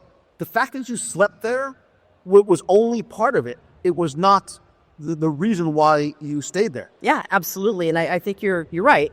As we were talking about it, as the demise started happening, part of it was that major media walked away with the thought that it was a Star Wars hotel. And when you're talking about a hotel, you're thinking, $300 to $500 a night is where the hotel is. Oh, but here's your $5,000 scenario. So I totally agree with you. I think that's where we kind of lost it, unfortunately. But the difference, like you were just talking about, you can have a completely different experience. I did it twice. One time, I picked 2 of the characters and talked to them constantly. The next time, I talked to 2 other characters. I had completely different experiences both times. And one time, I talked to Rafe. I was speaking with you guys about it. One of the manager was talking to him, and at one point, a few hours later, I spotted him running with about 20 people down the way, and he looked back at me, and he spotted me, and he goes, "Becky, come with us." And I thought, first of all, he remembers my name for number 1, and now I'm just going to go off with these random strangers into an elevator, and I don't know what's going to happen. That's going to be great.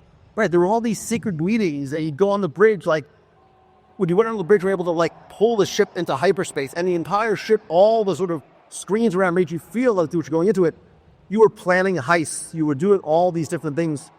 That's what it was. Like, when I say it was exhausting, wonderful. Like, I slept for an entire day after I came off because you didn't want to go to sleep, right? And I think that was part of his. Would you mind bringing this? He had a question real quick. I think it was part of... Do I think it was what? Misrepresented.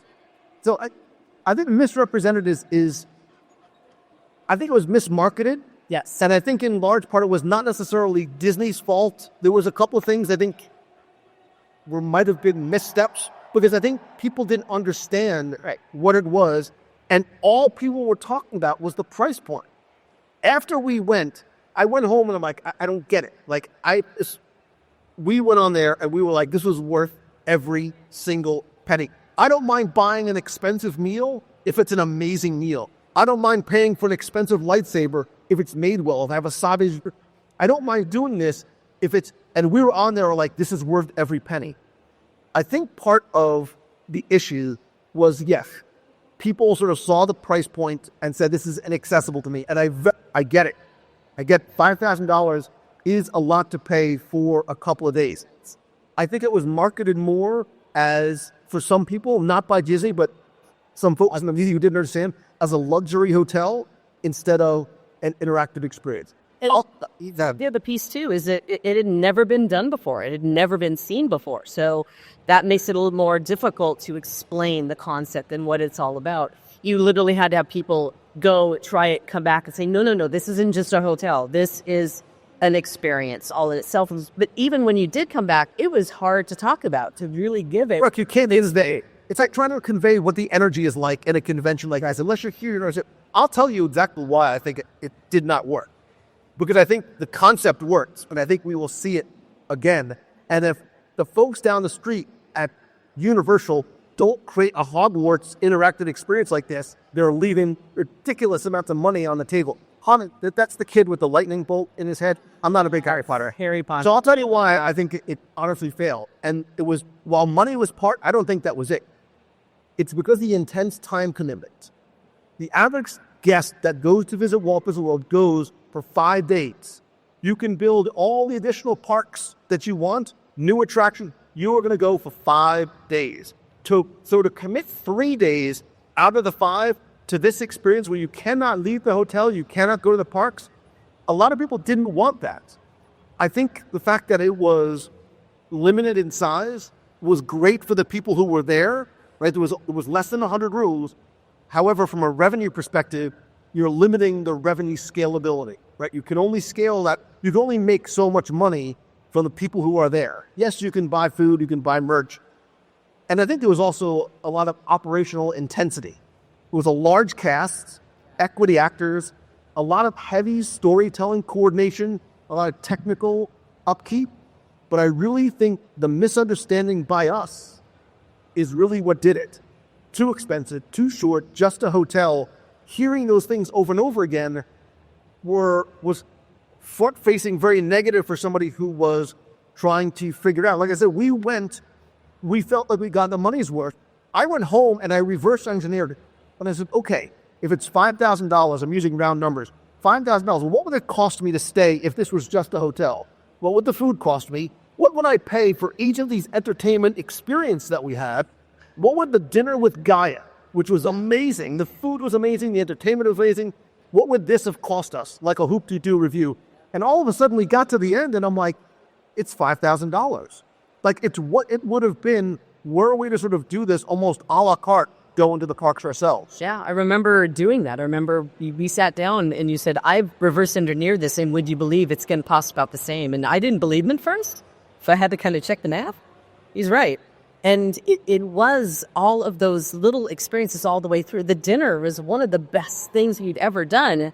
And then you have the bad guy shows up and sat next to you, and you guys were conversing and making plans on the side there. But it was neat to watch your family and friends work with all of these characters. And yeah, it's people heavy.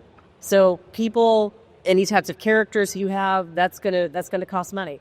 So, and your knowledge of Star Wars did anything. Didn't mean you don't have to have any sort of preconceived understanding of the Star Wars universe to have. My wife, doesn't know Star Wars from Star Trek, but she had an amazing time. And I think those people who experienced it, like some of you in the room, gave it glowing reviews. Right?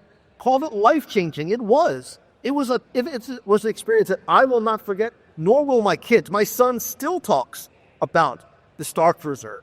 And I think the disconnect between what it was and how it was marketed may have hurt the adoption itself. Well, the neat part is that they tested a concept, and maybe we'll have some hope that they'll come back around to it in a different form eventually, and might see this come back. Because, again, I had never experienced anything this immersive, this storytelling, this piece of you are not watching, you are not passive, you are an active participant in this attraction, Whether it lasts for 72 hours or maybe we get something that only lasts 24 hours next time, who knows? But it is a great concept. There is a proof of concept here if it's done correctly for the ROI. Could you bring him that he has a question over here? I think it raised the bar for the themed experiences and interactivity in the parks. I think, I don't think that the Star Cruiser was a quote unquote failure at all. Disney very much took note to see what worked, what didn't.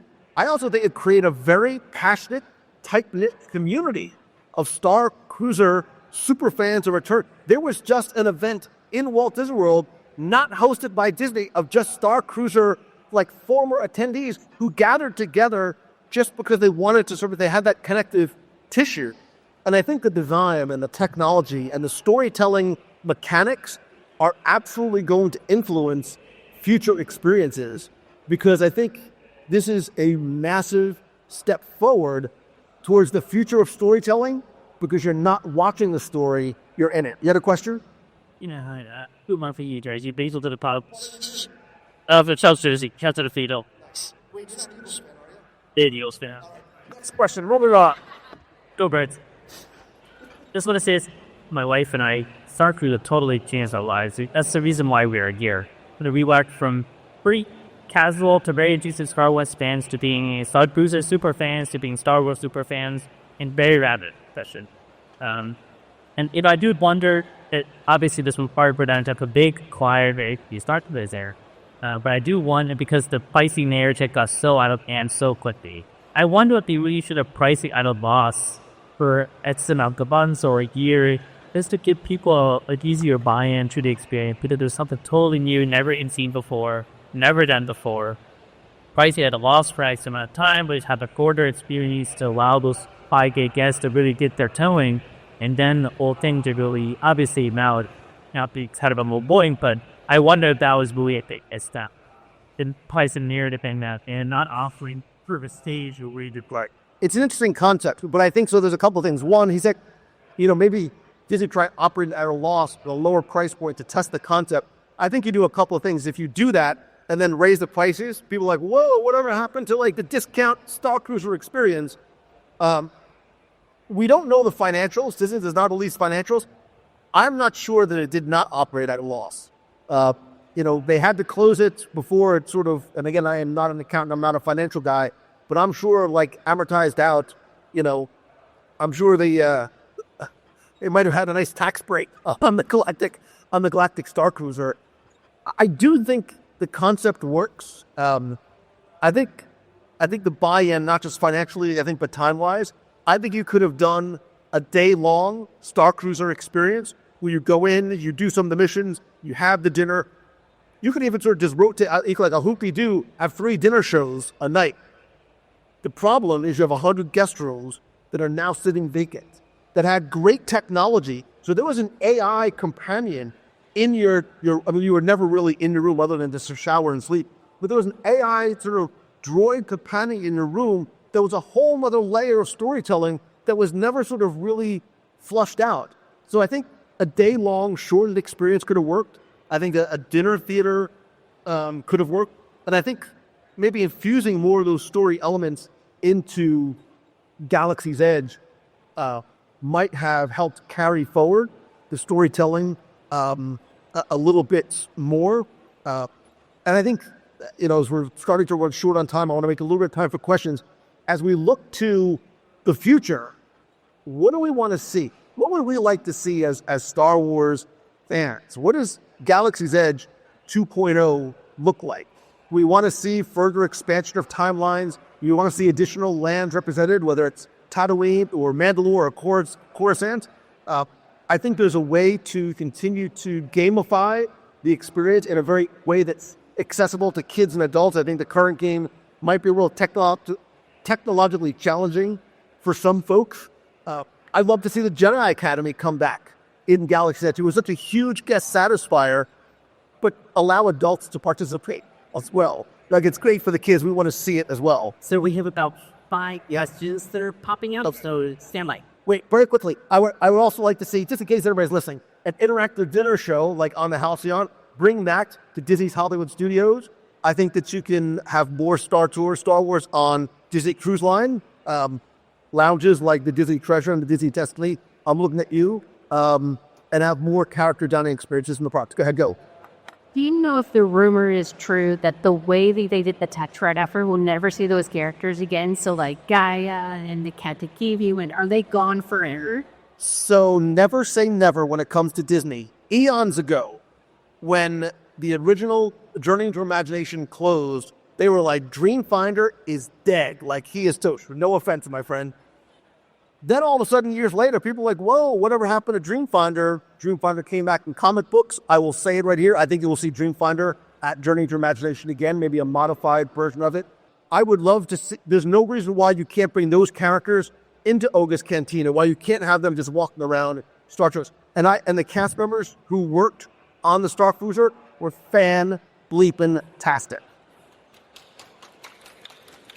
So the best back in napkin math I've seen says 87,000 people got for Star Cruiser the Red Lost. That is a tiny amount of codes. One thing that I think the Halcyon brought us that is most important is the salsa boing lightsaber. I don't care if it's 200 rand for selling most things. But the only thing that I want to find out is, whenever you ever see staff willingly get the tattoo their employer, how many staff had the Shadrua Starline tattoo? I got them all insane when I first got there. By the end of it, I was already looking up artists right out lot. So, anyone else here? Let's see. The Death Guard. Yeah, there's. I'm only sharing this. This is not about me, but I have to share this. A few months ago, I was invited out to Imagineering in California. I'm not breaking an NDA, but there's no picture video. I was able to hold the lightsaber. They were demoing the lightsaber. The woman next to me, they said, "Oh, who wants to hold it?" The woman next to me was like, "Oh, I'll do it." So I held her notebook. I was being very strategic. I held her. She was done. I was like, "Here's your notebook back. Give me the lightsaber."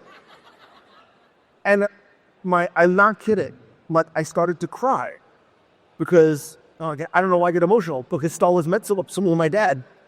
And I was like, if my dad could see this, because I ignited that lightsaber and I was watching it and I still have no idea, and I don't want to know. It's the magic of Star Wars. It's the magic of Disney. I don't want to know what happens behind the scenes. All I know is, like, I held the freaking lightsaber. And you're right. If they can figure out a way to make that accessible, and yeah. So I want to. I think one of the things that they really miss is the repeatability of the Star Cruise. I see people I've voyaged with and stayed with who are now friends. I see people I forked. I see people who I gone all over galaxy. We went several times, but it was so repeatable. Every single voyage was the eat. And Disney locked into that with Galaxy's Edge.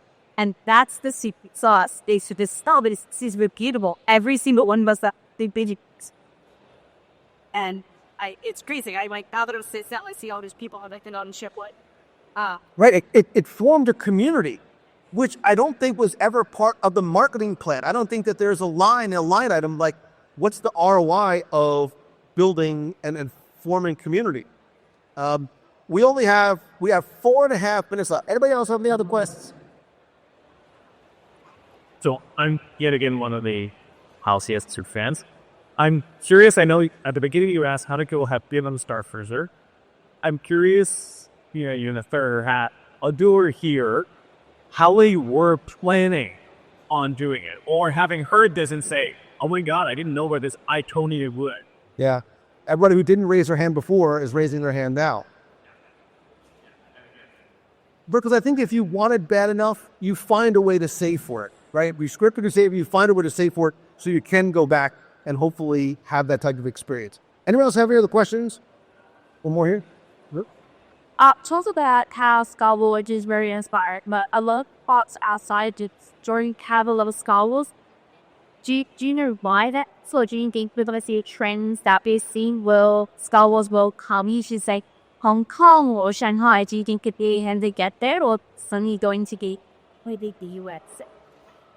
So it's interesting because I think Star Wars fandom is global. I don't think it's necessarily restricted to the United States. Look where we are now, and look at how many people have come out and flown from so far to come here. I don't know if they want to put Galaxy's Edge in every single park, because otherwise it doesn't give you a reason. I want all the parks to be different. I want a reason to go and visit Hong Kong, Mystic Manor, I'm looking at you. I want a reason to come here. Disney Sea, I'm looking at you. So I don't know that you see. Would I like to see some Star Wars footprint in all the parks? Absolutely, because we as Star Wars fans just want to get as much of it as we possibly can. When we're here? I was wondering, what characters would you like to see roaming around Galaxy's Edge? For me personally, I would love to see some sort of form of Thrawn. You know, I'm a big Thrawn super fan. It's a great question. And I think we all have a different answer, right? I might say Obi-Wan Kenobi. Somebody might say Yoda. Somebody might see somebody from, Bad Batch or Skeleton Crew. And now I think they have that ability. So, because we only have 2 minutes left, I have a question for you. You are now an Imagineer. You are obviously a Star Wars superfan. I'm giving you unlimited budget and unlimited freedom from a storytelling perspective. What would you bring in as we look to the next generation of Star Wars experiences in the Disney parks? What would you bring to Star Wars in any of the Disney parks? The Star Wars Holiday Special. I was going to give you a prize for that, but now I'm not sure I can. So wait, they celebrate Life Day in Walt Disney World. So it's kind of there. Back here. Star Wars Holiday Special in the parks. Go. So creating your own sort of storylines and quests in... Right, and what I think it allows is, if you want to just be a passive observer and ride an attraction, you can. But if you want to go deep, you can do that as well. Dreamfinder. More Gaia dinner drift. Gaia was amazing, and I think that concept can be put into a place like Batuu because it doesn't have. It's not tied to any timeline or any story. Because you went over and above with the Dreamfinder Jedi cosplay. Do you want a Skywalker Ranch sticker or patch? I thought you would have said patch. That's the right answer, by the way. I saw the couple more Skywalker things. Go, right here. Jedi Summer Kit. So it was you immerse yourself somewhere for 3 days and you go here, like the Star Cruiser. Yeah. We all want it, right? We all want that type of... I think they're going to crack the code. I think they will eventually crack the code. Look at my Skywalker laugh. Who's a Liberty person? He's awesome. You're getting your steps in. I have a new job. Back there.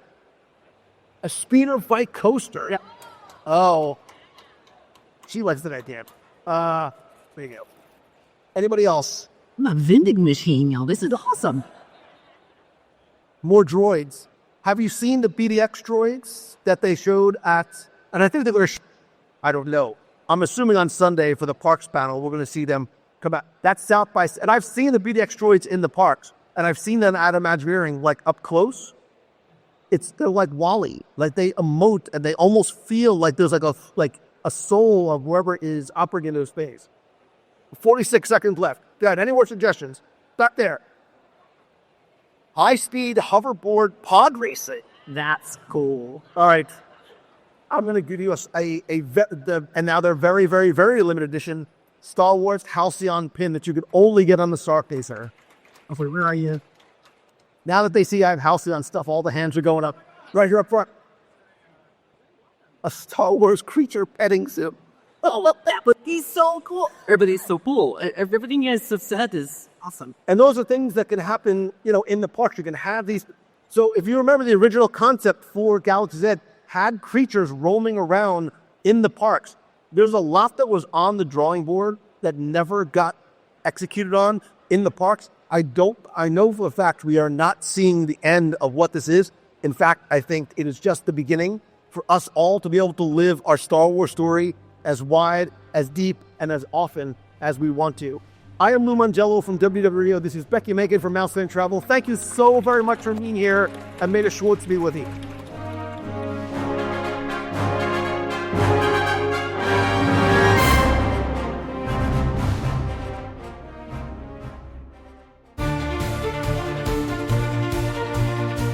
It's time for this week's Disney Trivia Challenge. How well do you know the magic, memories, and hidden treasures of Disney?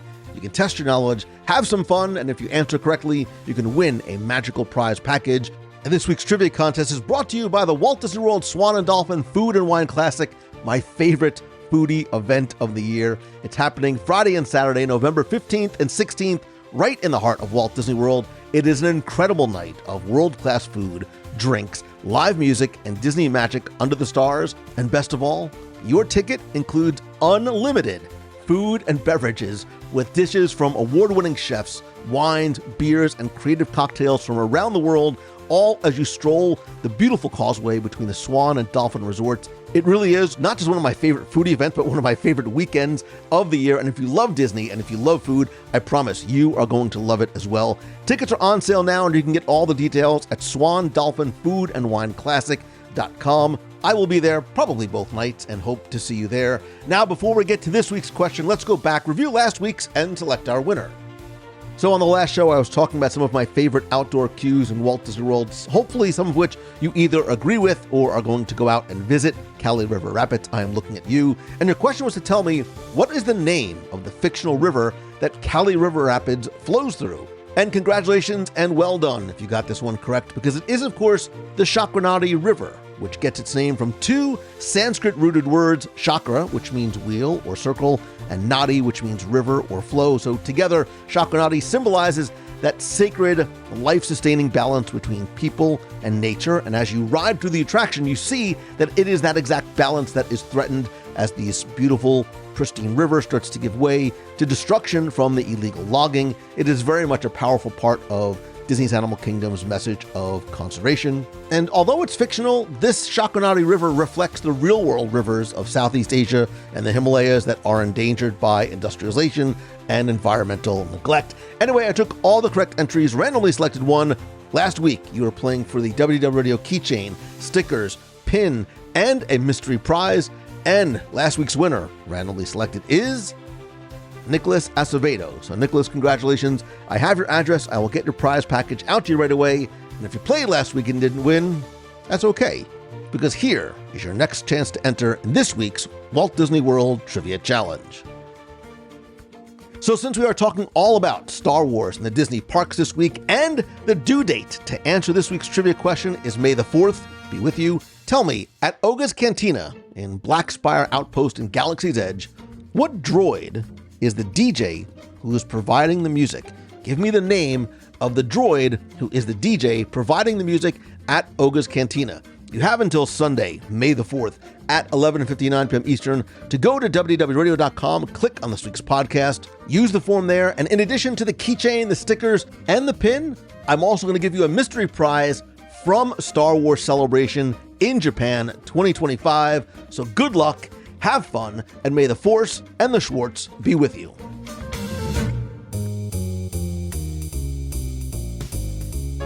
That's going to do it for this week's show. Thank you so very much for listening and for being part of the WDW Radio family. I am so grateful for you, your time, and your support. And please always remember, you are not a fan, you are a friend. And whether you are dreaming of your next Disney trip or building your dream as a creator, solopreneur, or entrepreneur, I'm here to help. I invite you to please join me for my Momentum Weekend Workshop this October 16th through the 20th, a hands-on, one-room, 50-person, 4-day event filled with real-world strategies and workshops to start, grow, and monetize your business or brand. Super early bird pricing ends soon. This is the lowest ticket prices are going to be, and we are already more than halfway sold out. To learn more, visit loumongello.com/momentum. Plus, if you're looking to bring a little bit of Disney magic to your business, brand, or event, I also deliver keynote presentations and workshops on customer experience, service, leadership, innovation, and storytelling, all inspired by the lessons of Walt Disney and the Disney parks. To learn more about Momentum, speaking opportunities, and free resources to help you turn your passion into your profession, please visit loumongello.com. And just because the show is over, it does not mean the fun has to end. Please come be part of the community and conversation over in the clubhouse at www.radio.com/clubhouse.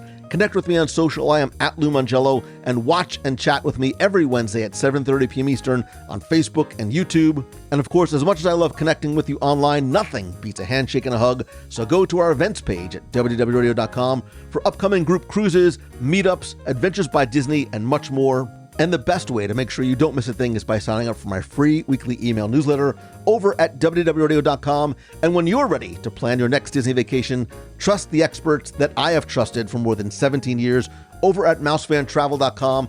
I have relied on them not just for my own family vacations, but for the personalized, stress-free planning that comes at no cost to you.